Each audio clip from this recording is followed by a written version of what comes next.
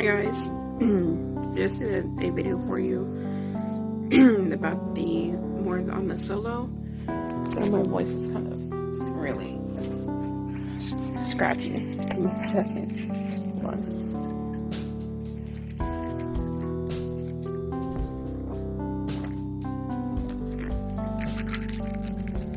Okay, a little bit better. Okay. So I don't work with Night anymore, and the reason why is that I've had a lot of issues with their payroll and problems in general. The first problem I had with was my I had an issue with my driver manager. Of course, you can always change driver managers, so like you can't work there anymore if like you can't do it. You can always call and talk to your terminal manager, which I did. And the issue that happened, it all started with my breakdown. So I had talked about it in my previous video. I was on my way getting I was dropping off a load at the Sam's Club distribution center. It was somewhere out on the outskirts of Dallas, up northeast Texas that is. And I had a huge air leak. I'm going to post a video of the air leak so I can see what it sounded like and where it was coming from. That was before I found out where it was coming from, though. I had an issue with my platform not locking in place. I think maybe because the air leak probably caused that. Or maybe they're both two or the same problem. Because I'm not a mechanic or expert.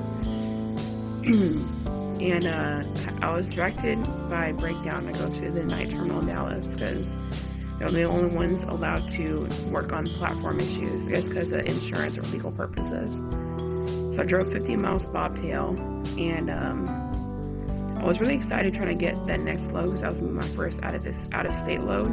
I wanted to get hurry up and rush the miles, So when I drove the 50 miles to get to the Dallas terminal, of course, it was after hours, so I had to park until the next morning.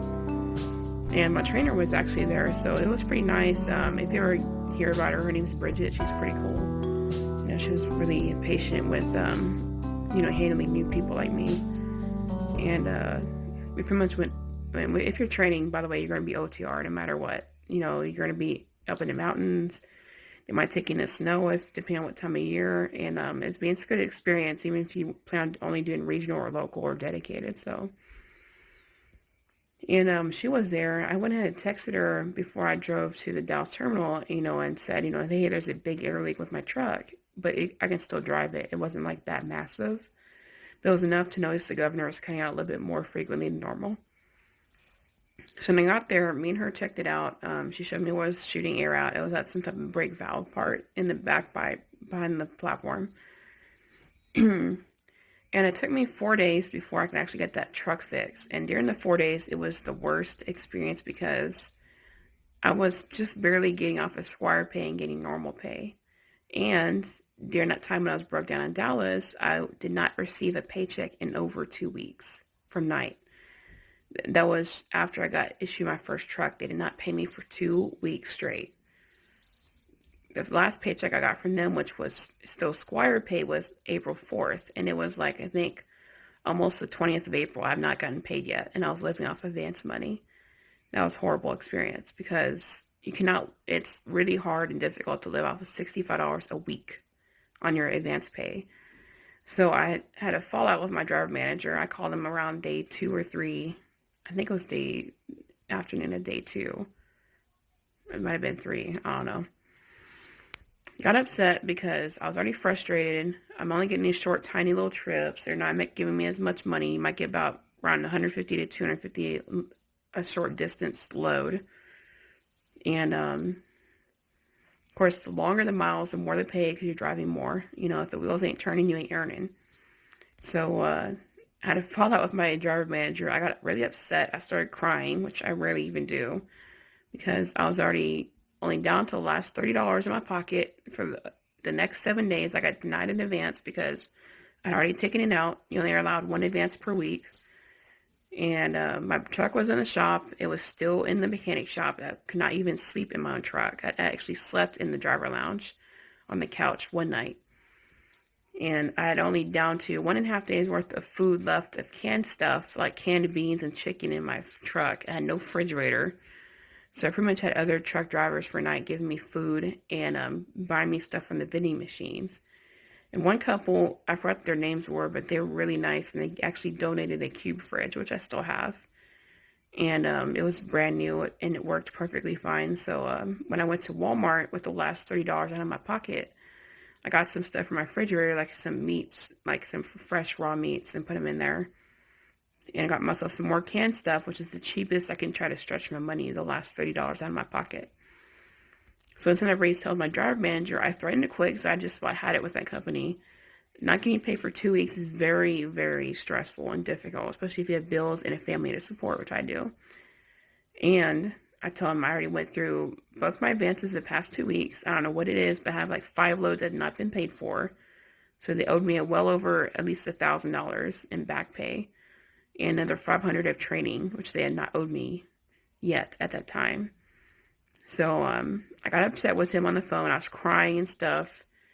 And he told me that he was going to see if I gave me an authorize another advance because he doesn't personally do it, but the supervisor has to, which he went to. I forgot the supervisor's name. I think his name was Dustin. She's pretty cool if you ever go to that terminal. Their managers are spot on. And I just got done arguing with payroll about why I've not been paid in 2 weeks, and they pretty much said they were going to look into it and that they were behind. You see my quotes. And that's not fair because I'm pretty sure they would not make sure that their paychecks were not behind. So when I got off the phone, I was really upset. I was taking the company shuttle with other drivers. So when I was sitting in the back of the shuttle bus, I was still crying because I was frustrated. And they saw me upset after I made it aware that I was having these payroll issues. And they were like, there's something's not right. You need to call them. Told them I did. And I pretty much was just like upset the rest of the day. Like I was quiet, reserved to myself, whatever. So after my trainer had already left before I went on the shuttle to Walmart because she was training another student after me. They had a load that they were taking out, and it was about time for my trainer to clock in, so they left. And I think another 2 more days passed by, so they have to owe you breakdown pay, and I've not been paid that yet. So I think they're still working on it. I had raised hell with them because they're missing over $1,000 of pay they owe me. And I've only gotten about $400 something, probably like my missing week of Squire pay from the second week of April. We're already in May. So I only got paid that so far. I'm still missing breakdown pay and missing extra pay for loads that they owe me. So they owe me a lot of back pay. So their payroll's kind of really sketchy. So definitely make sure to check every pay stub you get with them if you work for them or you're just starting like I was. And after those 2 weeks, I was thinking about, okay, there's something's not right here, but I raised hell with my driver manager, said I'm having too many issues with you, and I'm not getting any nice long loads. I'm getting only short ones. I know I'm being broken in by myself, but it's not fair. It's tiring. Told him about how I was having issues with my training. I was not getting enough backing time because we were being rushed as teams, which you probably might be if you do training with them.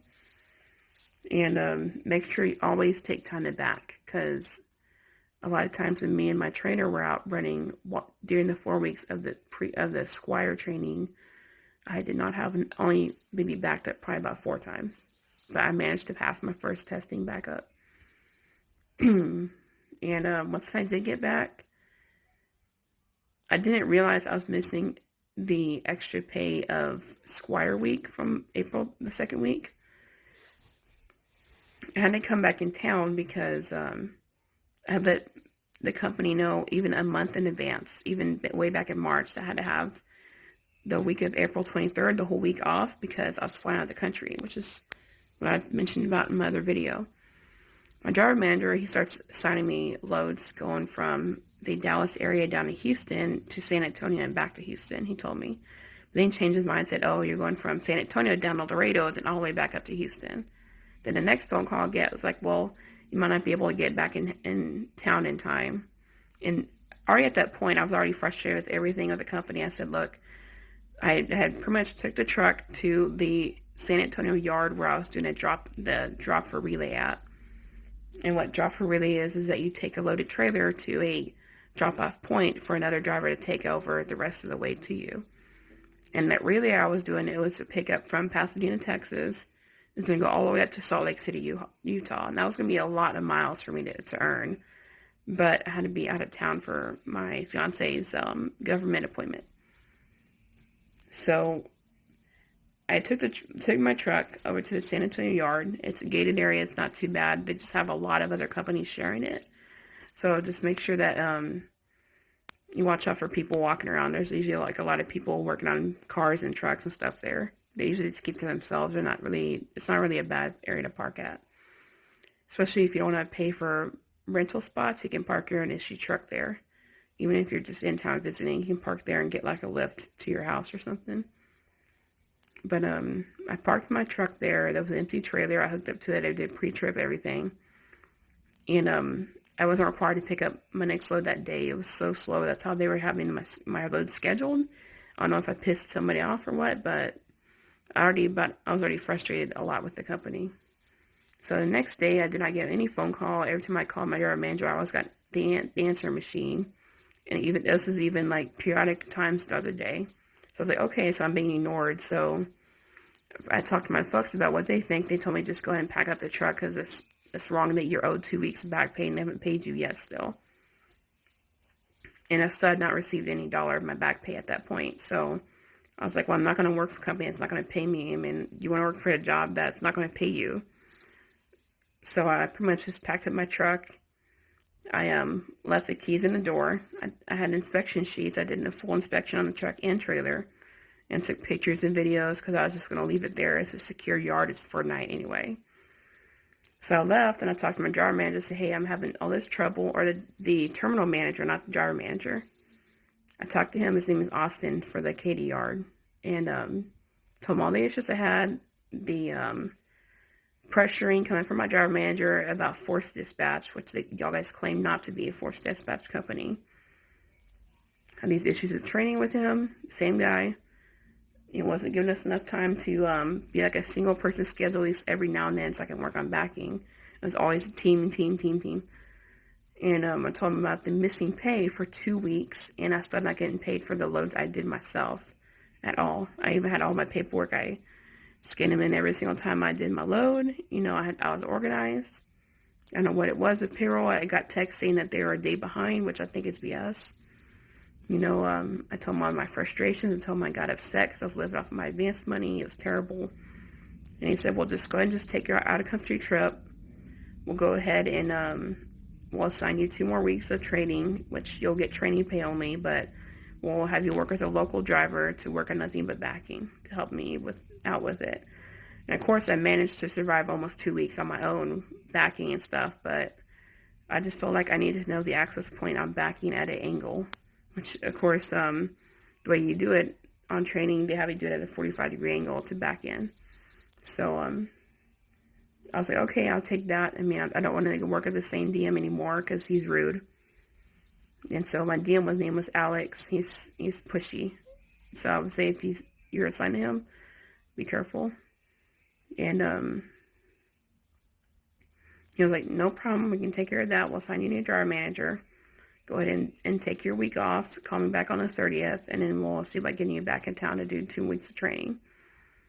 And I was like, okay, well, the truck's cleaned out. It's not left in a mess or a pigsty or nothing like that. It was cleaned out.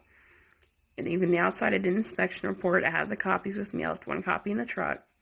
So it's not like it's abandoned on the side of the road at some place out of the middle of nowhere. Told me it's at the night San Antonio yard. It's gated, it's locked, everything. So I went on my trip, I'll probably do a separate video on about the K1 visa process. And I did my trip. I got back today, I think it's May 2nd or 3rd or something like that. And I called the terminal again. I said I want to put my 2 weeks notice in. I'll leave respectfully. And they pretty much went up and fired me because they said they don't do 2 weeks. I don't know why they don't. So that's why I don't work for night anymore. And I submitted a complaint about the $1,000 they owe me in back pay from April. And supposedly they only paid me about $400 of the money they owe me. So they know they screwed up somewhere, but I'm still expecting another 500 left from my breakdown pay and everything else. So if it doesn't get handled, we'll have to do mediation from the Texas Workforce Commission. So I'm taking care of that right now. I'll probably do an update later to tell you guys how that went. But I'm really disappointed because I've held on tonight through my trucking schools, and that's how they did me. I mean, I don't do that to everybody, but just be careful if you work for them. I mean, they seem very polite and everything. I don't know what's going on with their payroll, and just watch out. Take it for yourself if you got a rude driver manager like I did. And if any questions, just shoot them below. So my voice, I don't normally sound this dry. I've been out of the weather because I got out of the hospital. My back was thrown out. I have a herniated disc in my lower back, and I have degenerative disc disease. So it doesn't make my back problem much easier. It makes it worse. But I give you guys updates. I might do a video of my fiance when he comes here. And I have my folks record me picking him up from the airport. So I'm going to see about maybe slowing down with this trucking. I might do it. Maybe might redo it again. Maybe down the road once I get my family settled again. So you got to do what you got to do. But if you have any questions, feel free to type them down below. I'll try to respond to them as soon as I can because I'm in the process of all this job stuff as they let me go. So. But if you have any questions, just feel free to ask. Y'all have a nice day.